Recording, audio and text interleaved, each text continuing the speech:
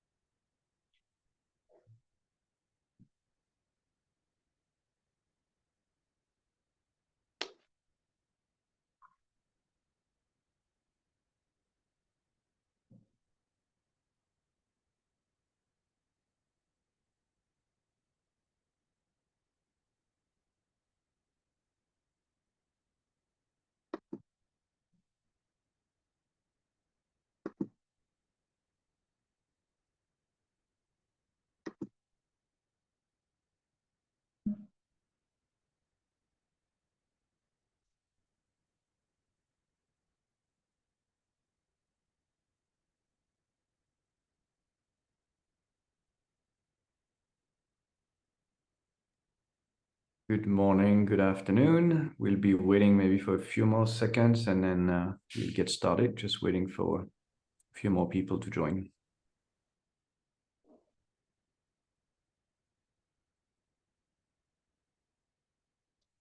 Well, we said we will start 2 minutes after time in order to finish on time. So let's start. Welcome to all of you, both returning participants after a first episode, and welcome to those who are joining for the first time. So I am Marine Champon. I am managing a company on risk and crisis management. And Damien, I let you present yourself before entering in the details. Thank you, Marine. So I'm Damien. I've been working in the technology sector for more than 20 years now, across Europe, North America, and Asia. And today I work as a technology advisor and a fractional CTO with various clients. Nice to meet you all, and looking forward to this session. Thanks, Damien. So before starting, just to give you some advice, you're welcome and to post your questions on the chat, and we'll take some time at the end of the webinar to answer your questions, and I hope there will be a lot. We have this 30 minutes webinar, so we will be finishing at into 30 minutes. So let's get started. So just to remind, sorry. So maybe just for those who were not attending last time, but also a small recap for those who are attending, just to let you know what was the content of this first episode, which was basically a global landscape of how geopolitical tensions and changes are impacting the tech business, tech issues, and of course the strategy of your companies. So basically, I won't go into the details, and you can have the opportunity to look at the replay of this first episode, but just to give you some key trends. First of all, the end of the globalization area, and we are going back to regional blocks shaped by this US-China competition that we will see in this second episode is critical. Back of economic nationalism as well, and the main changes of those two elements are that companies need to prioritize more security than cost, and this we will again see it more deeper in this second episode. We are also seeing a change in alliances because of sanctions and also the friend-shoring strategies, which has a huge impact also on strategies of companies. So again, business implication, this question of national security that is now key for many governments, countries, and of course companies, and the need for tech companies to face trade controls, data laws, cyber threats, and many other issues. Just one figure, there was a recent survey on Fortune 500 companies, and only 20% of them indicate that they already integrate geopolitical risk in their strategy. So main actions for companies to engage is this question of mapping tech dependency, having stress tests on supply chains, and building local alternative as well. And of course, integrate the geopolitical issues into their governance and organization. And this is something key for us, Damien and myself, and we work a lot with our clients on this question of how this integration of geopolitical risks and tensions and the implication on tech needs to rethink the organization and the governance of companies. So now we're going to go deeper in our today's issue, which is AI sovereignty, and starting through some key examples of first the illusion of control, but also this question of how the question of AI sovereignty is impacted by a lot of geopolitical issues, but also how this question is changing the geopolitical landscape. Some key examples: the recent decision of Denmark to stop using Microsoft, which was decided after the decision of the American administration to stop access of the chief of the International Criminal Court to Microsoft. So as you see, it's political decisions that are reshaping the decision of a country. And Germany is thinking about it as well. And the EU Commission is also looking at other alternatives to this, to the use of non-EU technologies. Second example, the Emirates Stargate project with the US, which is presented, as you may have seen, as a way to get independence on AI. But this can be, of course, questions when you see that all this project is very linked to key American players, which are listed here, which also the impact of legal American laws due to the use of these technologies. So shall we call this real independency? This can be questioned. Another example of this illustration of this question of reality of control and sovereignty, the recent deal between Mistral and NVIDIA, which was signed at Vivatech last week in Paris. Same question, EU sovereignty, but using American technology, but also having huge and strong American investor in there. Question also this the reality of this independence. If I go to another region, which is Africa, we have indicated here the investments of China in technological infrastructure, especially Huawei and Alibaba in infrastructure in Africa, which also question this independency, but also in a more larger way questions the influence and potential influence on public opinion and political stability in the region. And this goes to the second point, which is AI and democracy. And there are a lot of studies now public that shows how much democracy is impacted by this question of non-control of AI through disinformation, to absence of fact-checking. And all this question of control over data, model alignment, governance is becoming essential also for political stability. And I'm ending with this question of AI and military power.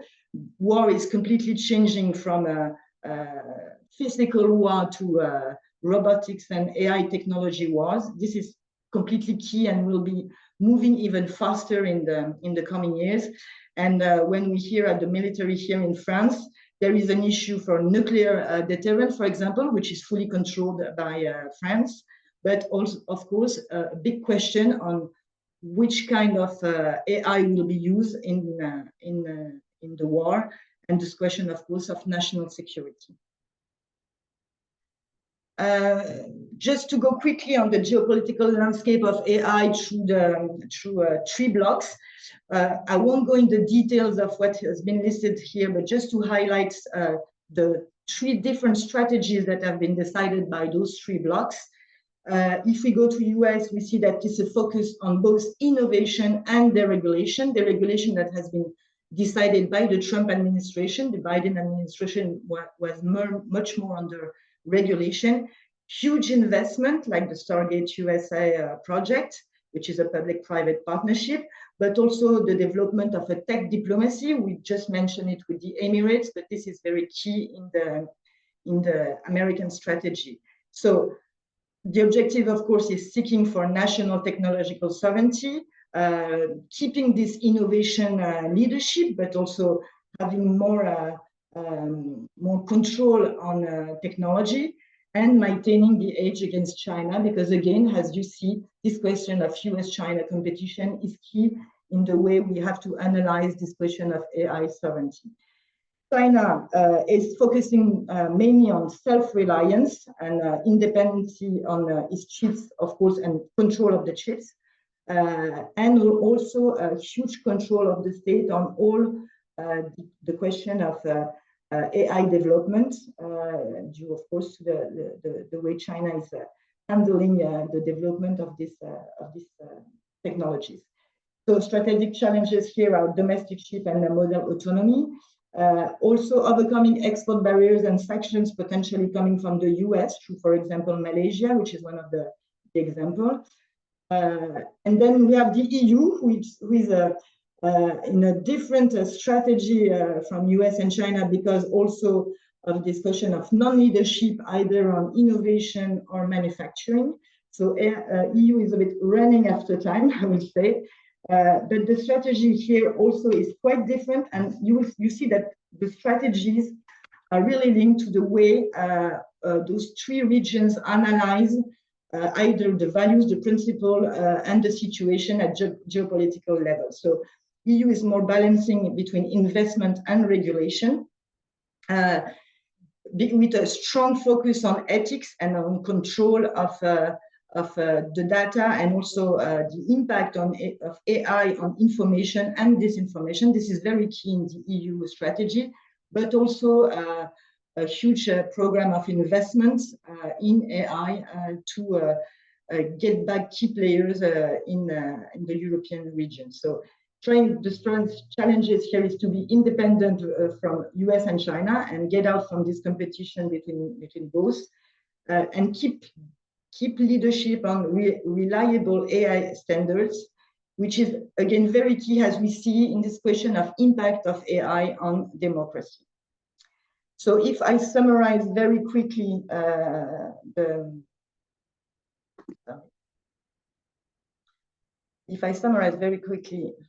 going to come. Oops, I'm sorry, Damien, I have some issues to go back to. Okay, thank you.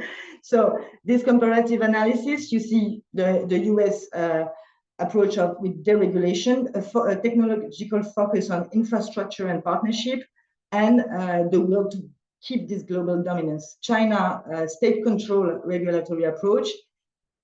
Main technological focus is chip autonomy, and of course on the geopolitical aspect, resilience against restrictions, and the EU again, this risk-based framework, rebuilding computing capacity, focusing on ethics, and trying to go towards a digital independence.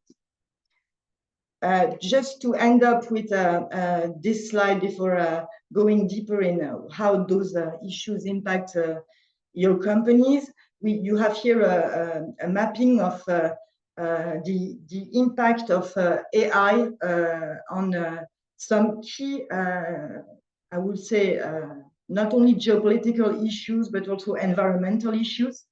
And we have listed here some elements that illustrate for me this double movement, how geopolitics is influencing AI, but also how the development of AI is changing the geopolitical landscape and may change it a lot.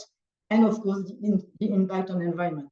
Water consumption, of course, you see the figures here, the enormous need of water in order to make a single computer chip.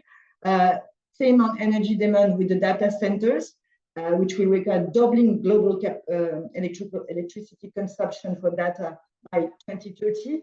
You see also key players trying to build their own energy capacity, like nuclear capacity for some key players.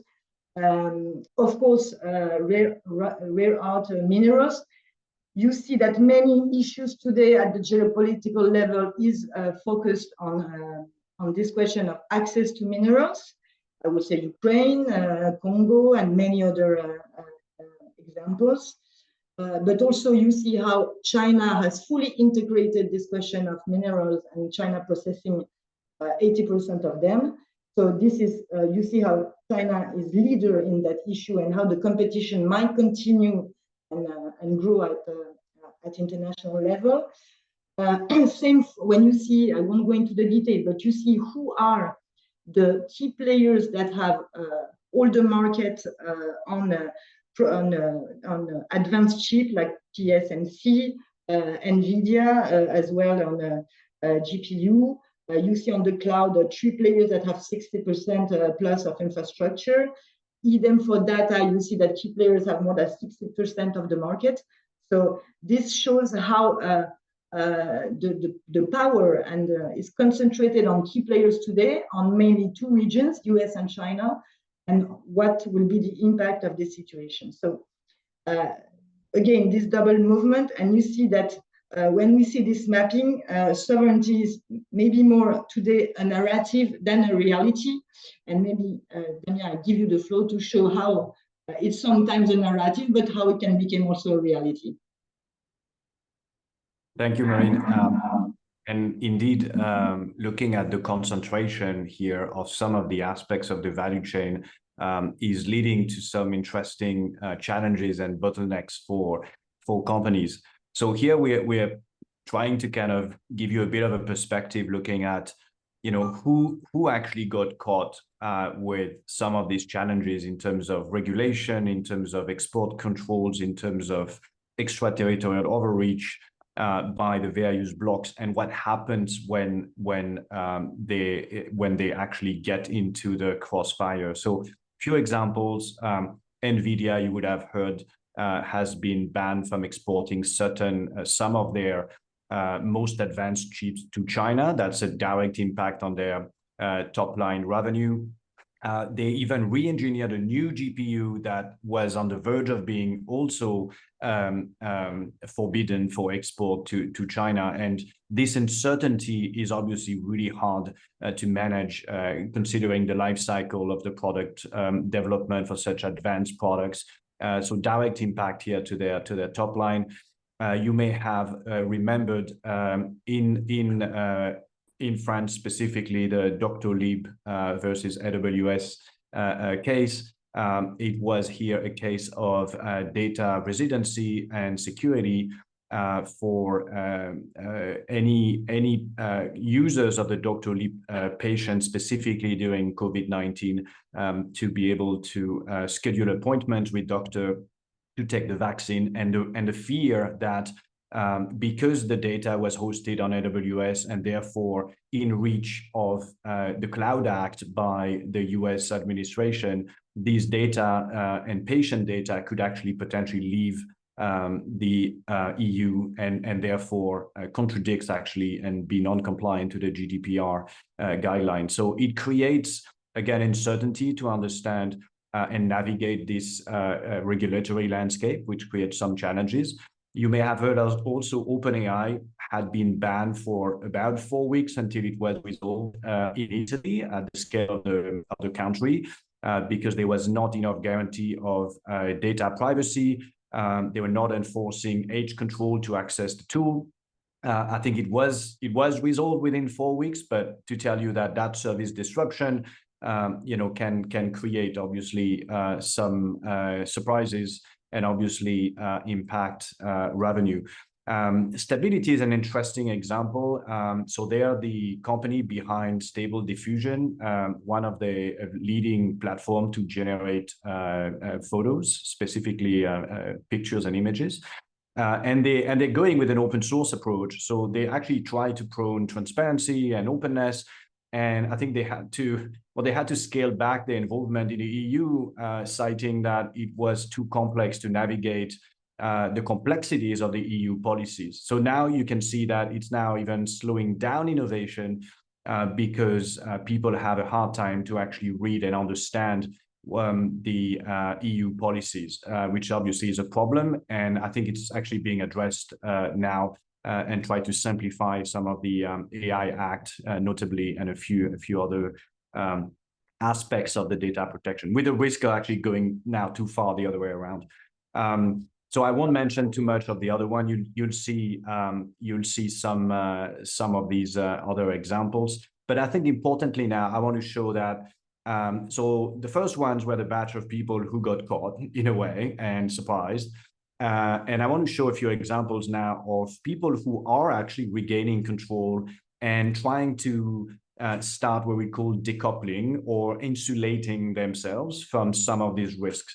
So it goes from JP Morgan, for example, who started to build their own LLM model to ensure their data, their information, but also the uniqueness of their business is being now under the control of their own system and IP. And so that's an interesting way of I guess, being decoupled from and insulated from what others may and how others may impact their AI stack.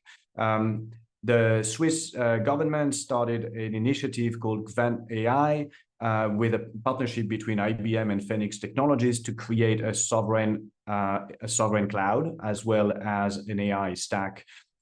Again, with the idea of insulating themselves for some aspects of or some of the geopolitical risks. You can see it's still using American technology, by the way, because it's still using IBM in this case. But there are ways to set up the technology and by mitigating some of the risk factor, and we'll get to that in the next slide. India is also creating their own LLM.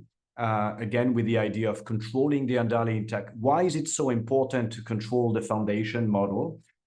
Just like DeepSeek you see at the bottom here, is because the LLM is not just the tech, right? It's a mirror of our societies. It's a mirror of our value system, of our religion, political beliefs. And if you inherit from someone else's LLM, you're effectively inheriting and using that intelligence to dictate and help with decision making without the value system, the political beliefs, and the and even the legislation that you have in your own country or potentially for your own company. And so it's actually quite important to understand none of these LLMs are created neutral and created equal.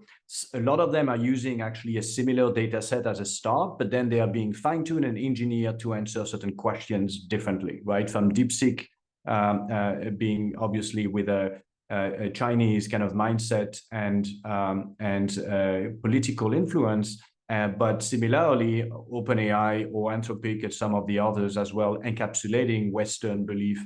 And so you'll see the kind of answers for the same question will be dramatically different, which is very important depending on how this technology is being used for decision-making or at least for content generation across different industries and use cases. So now, what does it really take for a company to look at, or to start looking at sovereignty and start decoupling again, as I mentioned? So I look here at like 4 different buckets and 4 different areas where there are risks of exposure. Infrastructure, with obviously the underlying kind of hardware and physical stack that will host the data, the software, where the compute is. And that is directly exposed to the Cloud Act in the US, GDPR in the EU, and other jurisdictions. The data layer is also important because this data could be accessed depending on where it sits. It can be accessed by extraterritorial laws and therefore jurisdiction. So there are fixes to that in a way, mitigations like encryption, where the client owns the key. So the cloud provider or even the enterprise platform provider cannot access or decrypt the data. And that's one way to protect yourself. So even if your data is stolen, it's encrypted, not stolen, but accessed by a third party or another jurisdiction, it cannot be read in clear text. I mentioned foundational models, obviously quite important. So consider open source, fine-tune them locally, host them as well. Wherever you go and use a proprietary LLM and APIs, you're also exposed to possible disruption of service where policy can change in a jurisdiction owning such models. And last but not least, application and enterprise applications specifically, they are massively dominated by the US. I think more than 85, if not 90% of the ERPs today are being are actually US based in that sense. And that's why it was, I think, interesting to observe some municipalities in Denmark, and I think now in Germany, it was announced a few days ago, looking at moving away from Microsoft Office and Azure as well. So I'll go a bit quickly on what are we suggesting here. I mentioned some of the levers and mitigations earlier. This is an example of a roadmap to start decoupling, and I'll emphasize quickly where to start, which I think is the most important, is map out your exposure, understand the risk based on the vendor you use, the technology you use, and where they're from. And for the first time, you do have to ask yourself, where are they from and what jurisdiction they're exposed to? And I think that's quite important. And I'll finish on this point, I think, which is quite important, is instead of being reactive to what's happening, I think there's really an opportunity to convert that into a strategic advantage. So if you control your AI, you control your digital infrastructure, you'll reduce exposure to all this volatile environment that could actually surprise you at any point of time. So regaining a bit of control of some of the different layers I mentioned can become really a strategic competitive advantage for your business. How we can help and where we work with our clients, 3 different types of collaboration scenarios. Initial mapping of your exposure based on the vendors you work with, your supply chain for your digital infrastructure. Second is stress test really your environment and whether your organization is ready by creating simulation scenarios to understand whether your organization, your processes are actually ready and have exposure or weaknesses. And last is an activation program, working with your team to design and operationalize some of the recommendations to start decoupling and insulating your business from some of these geopolitical events. And that leads us to questions, and we have a few minutes. I see some comments in the chat. We have some questions. So thanks a lot, and I'll go through them. So first question, when looking at the top 100 biggest tech platforms by valuation, 75% are US, 20% are Asian, and 5% European. For non-US, non-Chinese companies, what do you think should be considered? And personally, I think open source may be one key part of the answer, but more to discuss, Damien. Yes, thank you, Kang. Yeah, I do agree that open source is actually a great way to get some control, but also to contribute to the community and not start from scratch, because you don't want to go back to full customized solution. And interestingly, it's actually quite interesting to see China specifically pushing open source solutions, especially in the AI space recently, which is maybe a bit counterintuitive. But quite interesting to see that development. So certainly open source, I agree with you, is one of the approach to, as I mentioned in the slide also earlier.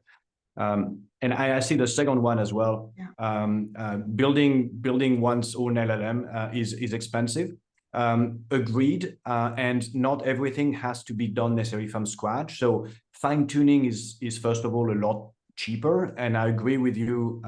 RAG can be also I guess a way to create some IP and some level of control over an existing LLM that could be open source in this case. So you self-host your own LLM. You're the one managing the release and controlling the versioning of it. But importantly, you packed it with your data somehow, whether it's RAG or fine tuning, to keep it under your control in terms of outputs and whether it aligns to what you expect from value system, political beliefs, religious sensitivities, and obviously encapsulate your business as well and your own intellectual property. Thanks, Damien. We still have 1 minute, so if you have any other question, please feel free to post it on the chat. Or maybe, Damien, we can go to the next slide to just highlight the next steps. While waiting for one question.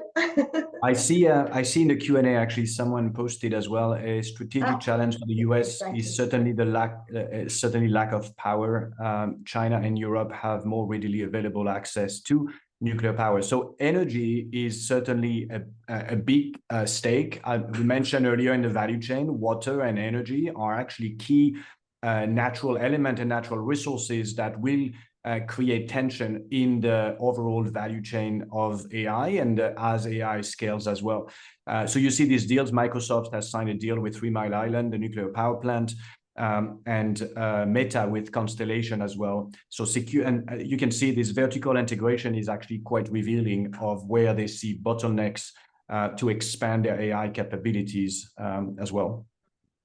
Yeah, and coincidence, this morning, one of the main French newspaper was highlighting this question of data center and need for power in the first page. So I think we're on the issue. Yeah, exactly. Well, Great. thanks a lot to all. Damien, I let you maybe share the next steps. Yes, so thanks very much again, mindful of the time, so we'll try to close it more or less on time this time. So we'll be sending a summary and we'll be sending the slides as well. And there will be an episode 3 in 3 to 4 weeks, and you'll be notified via email and on LinkedIn and others. Feel free to contact us. Again, the links are here and the email will be sending out after this webinar. So thanks very much for attending today, and we hope to see you again very soon. Thanks a lot. Thanks to everyone, and hope to see you again on the episode 3. Have a very nice day or end of day for those who are in Asia. Thank you so much. Thank you. Take care, guys.